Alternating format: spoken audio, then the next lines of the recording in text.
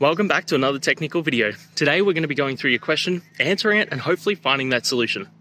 Guys, remember to stay just a little bit crazy like me, and hopefully you get to that resolution. Now, let's continue on to the video.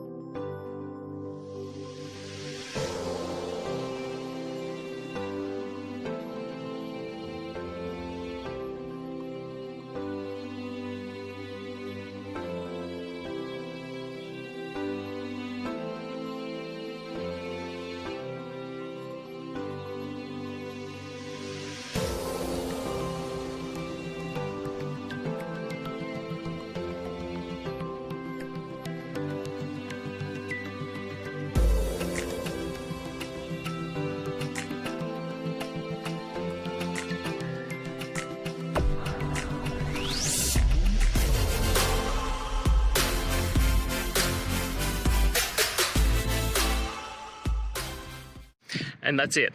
I hope you've found the solution that you're looking for. If you did, please hit subscribe. I'd really appreciate it. And until the next time that you need technical help, I hope you have a good one. Cheers.